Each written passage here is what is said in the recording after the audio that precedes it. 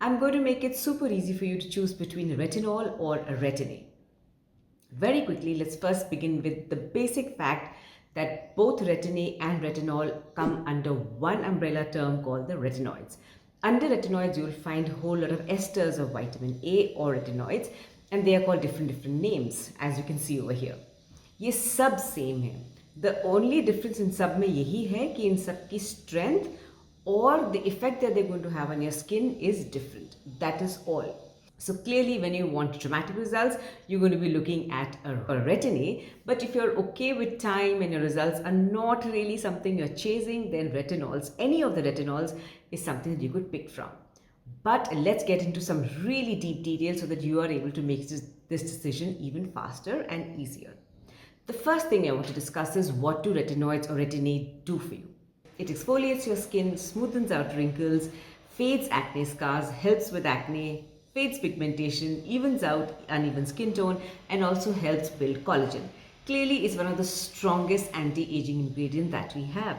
And it's also tested by science and has years and years, in fact decades of data to show that it actually does all of these things. It's been tested by science, it's been tested in blind studies as well. It though has a few drawbacks. The drawback that it has is the skin has to adjust to it. You have to go through a process called the retinization process, which even if you start with lower percentage or if you start using lesser amount, your skin will still adjust to it. So you will have some redness, you might have peeling, you might have irritation, your skin might feel very sensitive, and you might have increased inflammation on the skin.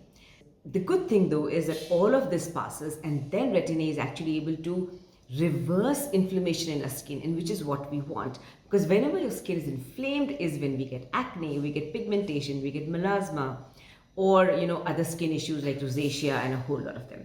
So in the long term, retin-A is actually more medical and curative than any other product or ingredient in the skincare industry or in the cosmetic industry. Let's move on to retinols. Retinols do everything the retin-A does or retinoid does, however you may call it. All of these things. The only difference is that, okay, there are two differences. The first thing is that it will do all of these things, but slowly. So where you can see the difference in retin-A after about a year and a half, of course it depends on your skin and your skin conditions, but retinol will take much longer to show you the same effects. The second thing is that because it's going to be in a formulation, you'll never know whether this is really the right thing for you or not unless you invested a lot of time and money into the product. Drawback here. However, there's also this thing that when you start using retin-A initially, you will not see your skin really glow up and bright up or plump up, or the good things that we look for when you're using a cosmetic. Shine aana chahiye, glow aana chahiye, plumpness aana chahiye. Retin-A is not going to give you that, but a retinol will give you that initial brightness, the plumpness, the smoothness, the softness, the glow on your skin. All of that will come. And that is why it gets a little hard for people to decide whether should I use the retin-A or should I use the retinol. Here is what I recommend. If you are under 35, you can choose retin-A or retinol. It's completely up to you. The only decisions you might want to take is, do you have a very outdoorsy life? Do you go out a lot? Or if your skin is very sensitive, then you might want to choose the milder retinols instead of going into a retin-A. But if you're under 35 and you have acne, and you have pigmentation or melasma, then it's better to start with a retin-A. But if you have any of these, please meet a dermatologist, because it's important to get the right diagnosis. There are some 8 or 9 different types of pimples or acne. I have a video on it, please do have a look. You need to know what type you have, and therefore you can start good treatment early on. Again, with pigmentation, it's important to know what type of pigmentation you have, whether it's only uneven skin tone, whether it's proper melasma. The doctor will see your skin under a Woods lamp to see what is the extent of damage and what should you start on, and then start it. But if you kind of already know and you're struggling to start a retin-A, then for sure look at starting a retin-A at 0.25%. You could also start with a minimalist, which is a 0.3%. It's commercially or in the cosmetic skincare industry, one of the stronger retinols available for you. Now, if you're over 40 and you are looking at starting your retinol journey, my suggestion would be then, if you're scared, start a milder retinol for a few months and then graduate to 0.25%, because at 40 you want a good anti-aging ingredient in your skincare. and Retin-A still has the maximum bomb results that you can expect. Now, if you are somebody who doesn't like to use retinol, doesn't like to use Retin-A, yes, there are few of us like that who don't like to do it. I get some pushback from those kind of people from the community as well who don't want to start a retinoid journey, and it's completely fine. You don't want your skin to be inflamed, you don't want the redness, or you just don't want to do it.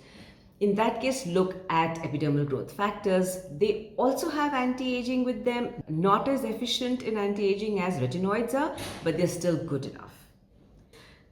Kam hai, par hai. You could try the one from the minimalist, of course. If your choice is to start with Retin-A, please keep in mind a few factors. One, go slow. This is the long-term game. Even your retinization process is a long-term game, because if you go too fast and use too much of quantity, your skin is going to get inflamed. It is going to get inflamed anyway, but it's going to get more inflamed than it should be. And when there's inflammation on the skin, there is damage occurring on the skin. And we don't want that. We don't want too much of peeling, because that might lead to scarring. We don't want too much of dryness, because that leads to itching. You might itch your skin. That can again lead to scarring or pigmentation. We don't want any of that. So go slow. I have a whole video on how to start your Retin-A journey, the schedule you should follow. The whole playlist is going to be, in the description box. Have a look. Please understand that this channel is building on your skincare knowledge and hair care knowledge, and that is why I have created playlists so that you are able to go in and find that information. You won't get all my answers also in one comment box, because I expect that if you have questions, then you've gone through the playlist and then asked those questions. This is more like a classroom level training for your skin and hair care. So थोड़ी सी मेहनत करनी पड़ेगी, थोड़े से notes लेने पड़ेंगे, so that you are able to make a better decision for your skin and hair. A decision that is based on knowledge, science, and experience. I'm going to meet you in the comment section.